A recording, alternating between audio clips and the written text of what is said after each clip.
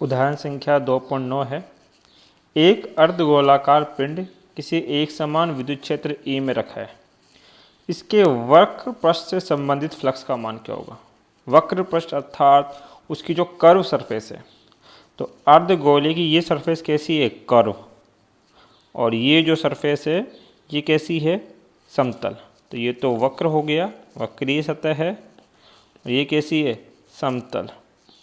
वक्रीय सतह का जो फ्लक्स होगा उसको हम रिप्रेजेंट करेंगे फाई सी से, और समतल सतह का जो फ्लक्स होगा उसको रिप्रेजेंट करेंगे आप कितना, फाई बी से, क्योंकि ये इसके बेस का क्या है, फ्लक्स है आपके पास। ठीक है।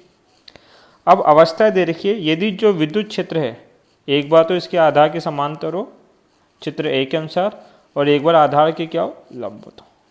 पहले तो ये बताओ, क्या इस अर्ध गोलाकार पिंड के अंदर कोई आवेश है क्या? नहीं। यदि कोई आवेश नहीं है तो इसका फ्लक्स कितना आएगा, शून्य, क्योंकि गाउस के नियम के अनुसार फ्लक्स कितना होता है, Q/ε। चूंकि आवेश जीरो है तो कुल फ्लक्स भी कितना होगा, जीरो।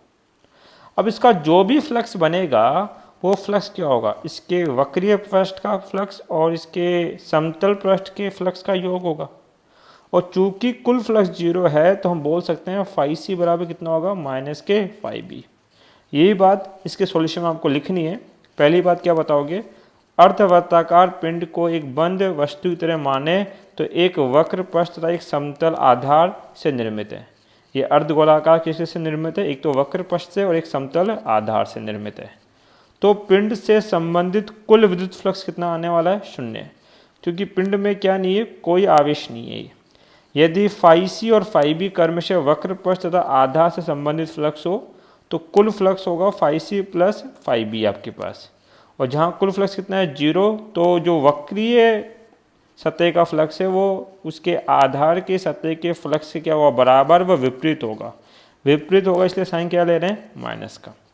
अब सॉल्यूशन देखते हैं। स्थिति ए में क्या है, विद्युत क्षेत्र इधर है।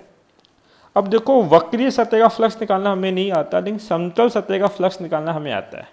समतल सतह का फ्लक्स कितना होता है, फाई इक्वल टू होता है आपके पास कितना, ई एस कॉस थीटा। तो ये जो समतल सतह है, ये समतल सतह आपके पास है। इस समतल सतह का सदिश क्षेत्रफल कहाँ होगा, नीचे की ओर, एस वेक्टर, और विद्युत क्षेत्र इस दिशा में है। दोनों के मध्य कोण कितना बनेगा, 90, कॉस 90 जीरो, तो कुल कितना आ जाएगा, जीरो, अर्थात इसके आधार का फ्लक्स कितना आएगा, जीरो। तो पहले वाले केस में आधार का फ्लक्स जीरो है, और जो वक्रीय सतह का फ्लक्स होता है वो आधार के फ्लक्स से क्या होता है, बराबर होता है और विपरीत होता है। यदि फाई भी जीरो है तो फाई सी का मान भी कितना आएगा, जीरो। तो पहले केस का वक्रीय पृष्ठ का फ्लक्स कितना आएगा, शून्य। द्वितीय देखो, द्वितीय में क्या है, ये आधार है, इसका सदिश क्षेत्रफल नीचे की ओर, विद्युत क्षेत्र का है ऊपर की ओर। दोनों के मध्य कोण कितना बन रहा है, 180 डिग्री। ठीक है।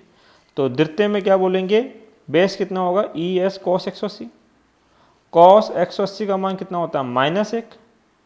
तो ई एज इट इज सतह, जो नीचे वाला जो आपके पास अर्धगोला है, इसकी ये जो सतह है, इस सतह का क्षेत्रफल कितना होगा, पाई आर स्क्वायर, क्योंकि ये कैसा है, वृत्तीय है, तो पाई आर स्क्वायर।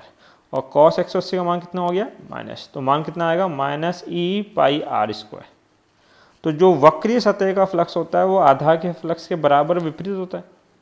तो ये माइनस साइन और फाई बी का मान हम निकाल चुके हैं, minus E pi R square, minus से माइनस कट जाएगा, तो फ्लक्स कितना आएगा वक्रीय सतह का, E pi R square. Thank you.